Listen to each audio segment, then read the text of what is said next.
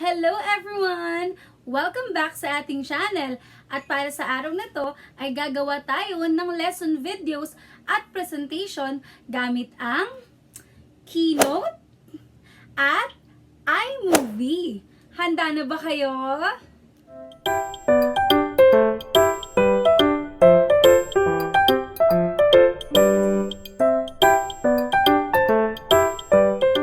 Alam nyo ba na pwede nating magamit ang Keynote at iMovie para makagawa ng mga presentation at mga lesson videos na mayroong background music, mga picture, at mga voice-over. Pwede rin kayong maglagay ng video sa loob ng video. Pero sa araw na to, magsisimula muna tayo sa basic. Paano nga ba natin mailalagay ang ating presentation o ang ating keynote presentation sa ating iMovie para makagawa ng video? Kaya samahan niyo ako ngayon sa ating pag-aaral. Ito ang ilan sa mga tips na pwede kong ibahagi sa inyo para mas mapadali ang pag-edit ng video. Una, prepare a lesson guide para alam mo ang mga mahalagang topic na ilalagay mo sa presentation. Pangalawa, make a script para hindi ka mautal-utal o para hindi tumagal ang pag-voice over mo. At ang pangatlo, syempre, mag-download ka ng mga picture na nasa HD format o high definition format. Una, buksan ang Keynote. Hanapin ang plus sign sa taas at pindutin ito. Pindutin ang tatlong bilog sa taas at siguraduhin na sa wide format ang ating presentation. Mamili ng theme na gusto. Para sa araw na to, puti ang pipiliin natin. Antayin itong mag-load at tanggalin natin ang mga title box. Maglagay ng picture at i-edit ito base sa laki na gusto mo. Pwede nyo i-zoom in at i-zoom out ang inyong presentation para mas ma-edit nyo ang inyong picture. Pagkatapos i-edit ang picture, ay maaari nang lagyan ng text box ang ating first slide para sa title. Pumunta lamang kayo sa Shapes at piliin ang Basic at piliin ang text box. At ayan, pwede nyo lang i-edit ang title base sa font at sa laki na gusto nyo. Make sure lang na nababasa ito ng maayos. Para sa ating sample sa video, ang ating topic ay patungkol sa mga dapat gawin para mapanatiling malusog ang katawan.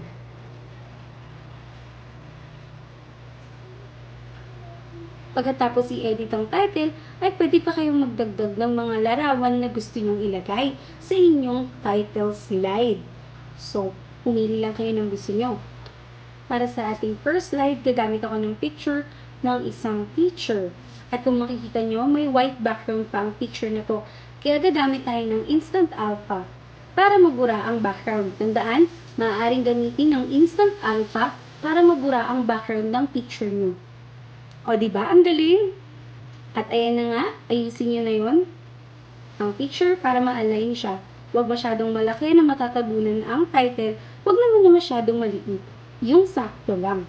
Pagkatapos nito, ay mag-a-add tayo ng slide. Pindutin ang plus sign sa baba. Bahala na kayong mamili ng design.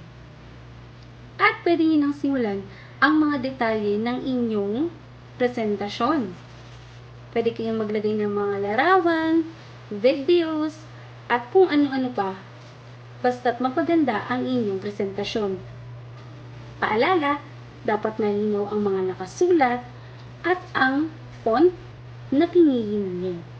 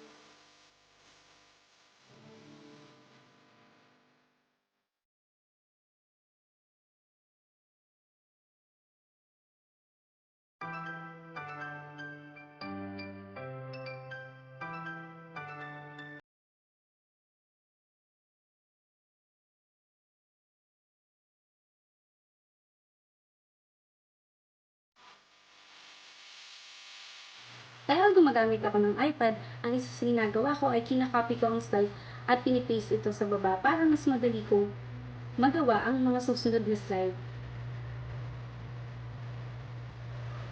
Pwede nyo ring dagdagan ng animation at transition ang inyong slides.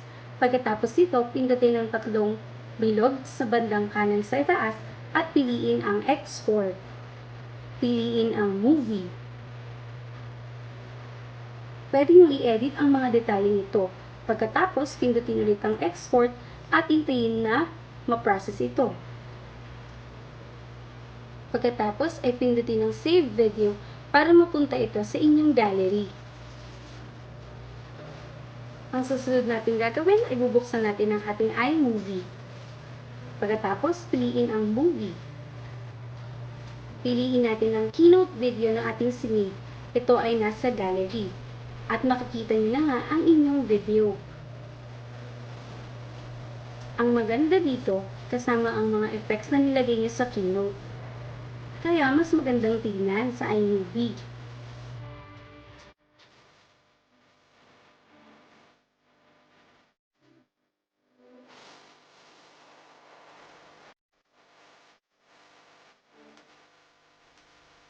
Alam niyo ba na pwede rin natin itong lagyan ng background music?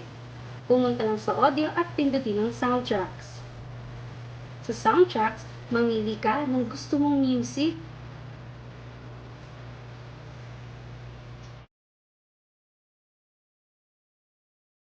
Pindutin lang ang napiling music at automatic na itong mailalagay sa iyong video.